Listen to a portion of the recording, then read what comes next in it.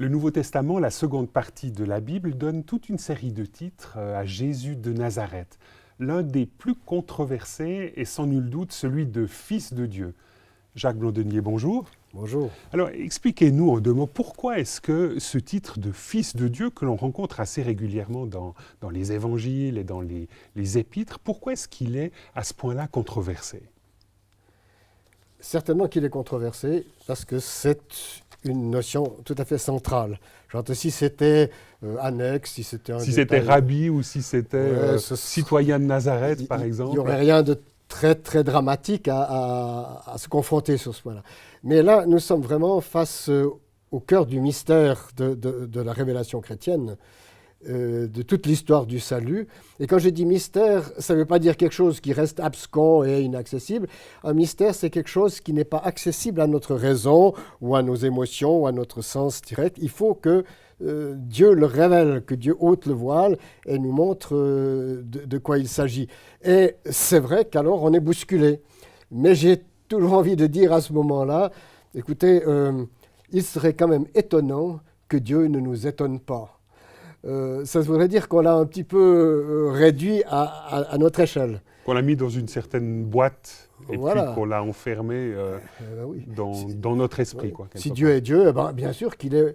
Il y a quelque chose en lui qui nous échappe, qui reste mystérieux. Alors, je vous propose de lire un texte tiré du prologue de l'évangile de Jean, donc cette ouverture magistrale de cet évangile où l'on rencontre justement cette mention de Fils de Dieu.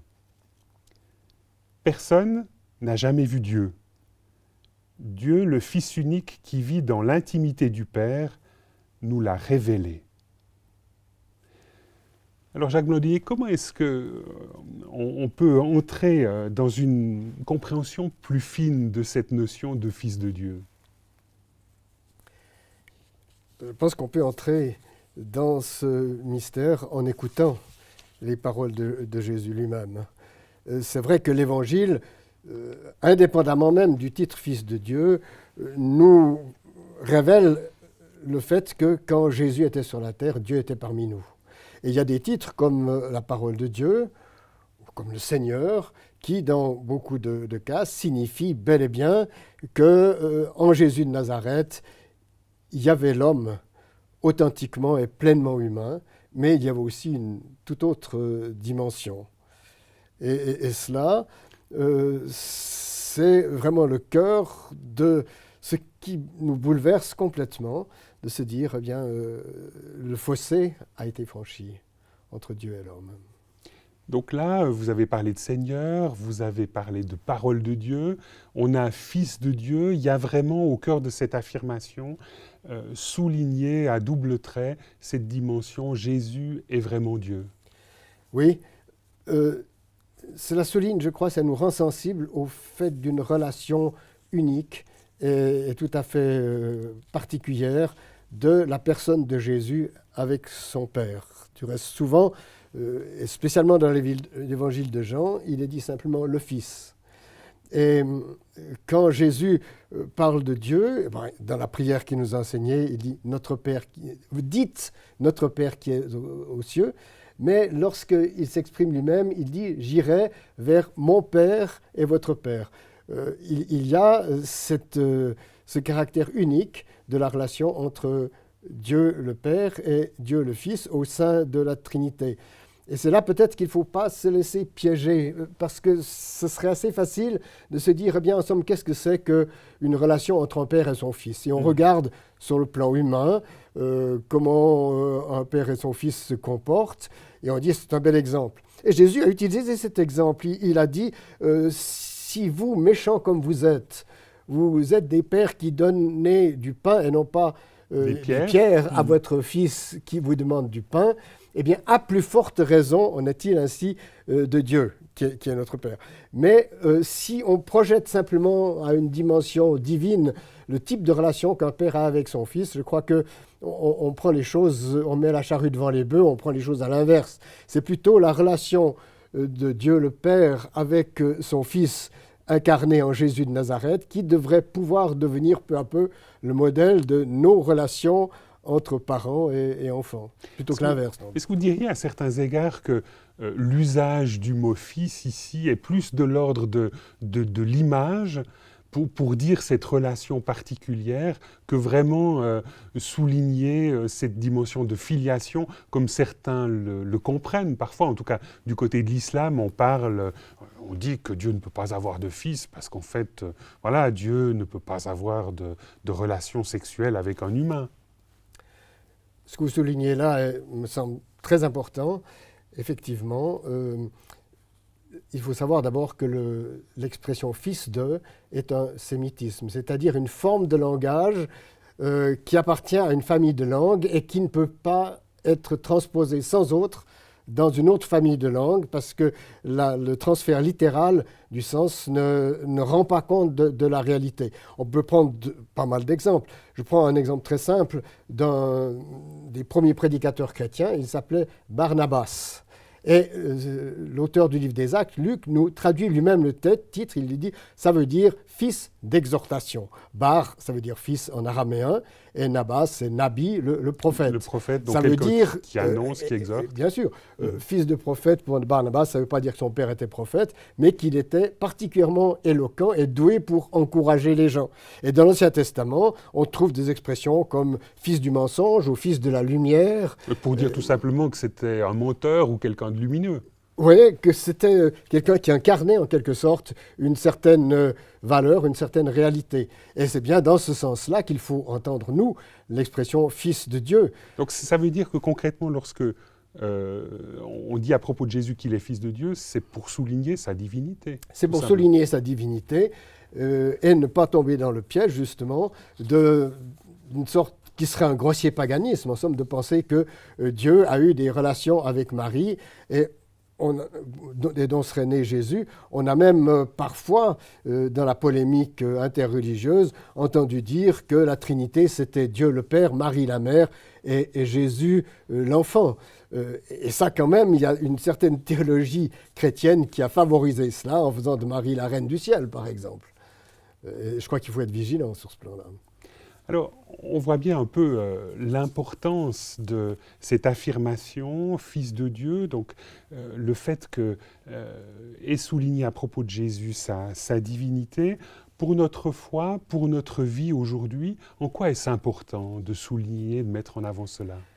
Oui, c'est important pour notre foi. On a fait beaucoup de disputes doctrinales à ce propos. Il y a eu des conciles qui ont essayé de rendre compte de ce mystère Jésus, Dieu et homme en même temps.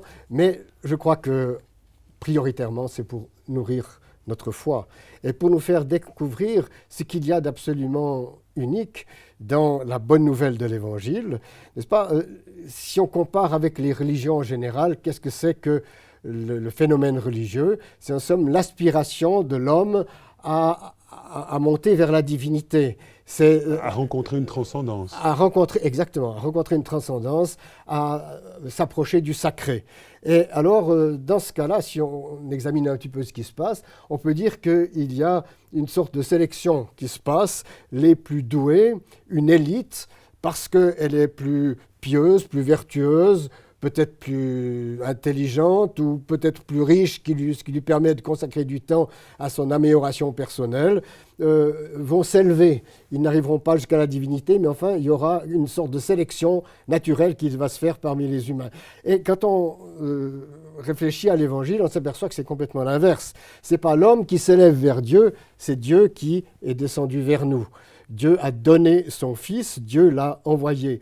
Et il est souvent question, à propos de Jésus, du fait qu'il n'est pas né, il est né à Noël, à Bethléem, à Noël, si vous voulez, en tant qu'être humain, mais il existait de toute éternité, existant en forme de Dieu, dit un cantique dans Philippiens 2, il n'a pas regardé comme une proie à ravir d'être égal avec Dieu, mais il s'est humilié, il s'est dépouillé, il est venu pour être l'un des nôtres. Donc, la démarche, le mouvement de la foi chrétienne est à l'inverse de la démarche religieuse qui fait que l'homme doit essayer de s'élever le plus haut possible pour mériter la relation avec Dieu. Là, c'est le rendez-vous inverse, c'est Dieu qui descend. C'est Dieu qui prend rendez-vous au travers de la personne de Jésus avec l'ensemble de l'humanité. Oui, avec l'ensemble, puisque désormais, ce n'est pas simplement les meilleurs ou les plus doués qui ont une chance d'y parvenir, mais c'est vraiment le plus simple, le plus humble. Et c'est pourquoi j'aime évoquer la figure du brigand repenti. Brigand repenti, c'est donc il faut peut-être juste situer un peu les choses. C'est à la fin de la vie de Jésus, donc il y a 3 croix, semble-t-il, avec 3 crucifiés. Et là, il y en a un de ces 3 qui quelque part découvre à la dernière minute l'ampleur, la portée de la mission de Jésus. Oui, tout à fait. Et il entend son collègue qui insulte Jésus. Il lui dit, mais sauve-toi et sauve-nous. Et la réaction de ce brigand, qu'on appelle le brigand repenti, c'est celui qui, à ce moment-là, réprime son collègue en lui disant « Mais pour nous, c'est justice que nous soyons sur une croix. Nous avons été des criminels. Mais lui n'a rien fait qui mérite la mort. Et pourtant, il est là, à côté de lui. » Et qu'est-ce que ça vient vous dire justement par rapport à ce mystère de la personne de Jésus, par rapport à cette divinité du Christ? Alors, ça me dit que là où je suis, même le plus bas tombé, je découvre que Dieu, en Jésus de Nazareth, souffrant à l'agonie de la croix, est à côté de moi. J'apprends qu'il est tout près. Et alors, ce brigand, parce qu'il apprend que celui qui est à côté de lui dans sa détresse, dans son agonie, c'est bel et bien celui qui est le juste, il va lui dire cette parole effarante. Si on y réfléchit un petit peu, souviens-toi de moi quand tu viendras dans ton règne. Et il recevra la plus belle promesse, tu seras avec moi aujourd'hui dans le paradis. Cela signifie quand même que lorsque nous percevons en Jésus celui qui est à côté de nous, dans nos drames humains, dans nos questions sans réponse, dans nos combats, dans nos luttes. Dans nos luttes et dans nos défaites aussi, qu'il est là, c'est une toute autre image de Dieu que nous pouvons percevoir. C'est quelle image, concrètement, Jacques Blandenier? Un Dieu qui a quel visage lorsque on prend vraiment conscience de cette proximité de Jésus de Nazareth dans toutes nos luttes, dans tous nos combats? Peut-être qu'il faut préciser, bien sûr, que si la totalité de Dieu était en Christ, nous n'en percevons que ce qui nous est opportun de connaître. L'infinité du cosmos, d'un Dieu qui domine le cosmos, ça nous échappe. Nous avons le visage de Dieu tourné vers nous, celui qui est notre compagnon, celui qui, dans sa tendresse, s'adresse à nous pour nous relever. Et pour moi, ce Dieu-là est un Dieu que je ne peux qu'aimer parce que lui m'a aimé le premier. C'est en quelque sorte la révélation de cet amour extraordinaire de Dieu qui, au travers de Jésus de Nazareth, vient nous rencontrer. Oui, n'est-ce pas? Il y a ce fameux dialogue entre Jésus et son disciple Philippe qui lui dit « Seigneur, montre-nous le Père ». Et Jésus de lui répondre « Mais il y a si longtemps que tu es avec moi et tu ne m'as pas connu, Philippe. Celui qui m'a vu a vu le Père. Ne crois-tu pas que je suis dans le Père et que le Père est en moi ?» Ainsi, voir Jésus-Christ, discerner Jésus-Christ au travers des pages des évangiles, c'est vraiment rencontrer celui qui est notre créateur, celui qui aussi est notre juge et celui qui nous fait grâce. Jacques Blandenier, est-ce que concrètement vous avez l'impression aujourd'hui que les chrétiens, et peut-être les autres aussi, saisissent vraiment la portée d'un tel message? Je pense qu'on a constamment à y revenir et à nous faire réformer notre propre conception de Dieu. J'entendais il n'y a pas très longtemps un collègue dire « le terme Dieu, c'est un mot valise », c'est-à-dire un mot dans lequel on met à peu près tout ce qu'on veut. Et si on interroge les gens à gauche et à droite, peut-être dans les églises aussi, on s'aperçoit que l'idée qu'on se fait de Dieu est souvent singulièrement une idole. Parce que qu'est-ce que c'est qu'une idole ? On pense à une statue de pierre ou d'or, etc., comme fustige le prophète Ésaïe en particulier. Mais l'idole, ça veut dire l'image, et on peut avoir des idoles mentales, c'est-à-dire avoir une certaine conception de Dieu qui part à partir de ce que nous vivons, de ce que nous connaissons, pour le projeter dans l'infini ou dans l'éternel. Je pense à cette parole de Voltaire, Dieu a créé l'homme à son image. Et l'homme le lui a bien rendu. Et l'homme le lui a bien rendu. Et effectivement. Et par rapport à cela, qu'est-ce que vous dites aujourd'hui? C'est que finalement, on a à s'ancrer dans la personne de Jésus pour véritablement retravailler toute image que l'on se ferait sur Dieu? Oui, alors à Voltaire, je réponds par Blaise Pascal, qui disait « Dieu seul parle bien de Dieu ». Il nous faut recevoir d'en haut ce que nous ne savons pas sur Dieu, ce que nous ne pouvons pas concevoir, et ça nous étonnera toujours d'une manière incroyable. On parlait au début du fait que c'était un mystère, mais c'est un mystère révélé, et désormais, pour nous, eh bien, Dieu est aussi notre Père, et nous avons cet extraordinaire privilège d'une relation personnelle avec lui. Il nous appelle ses fils. Et pour moi, je dirais, le cœur du message se trouve dans ce texte que j'aime d'une façon très particulière pour sa densité de révélation. C'est dans la première épître de Jean au chapitre 4, les versets 15 et 16, puis je prendrai encore une parole plus loin. « Si quelqu'un reconnaît que Jésus est le Fils de Dieu, Dieu demeure en lui et lui en Dieu. Et nous avons connu l'amour que Dieu a pour nous et nous y avons cru.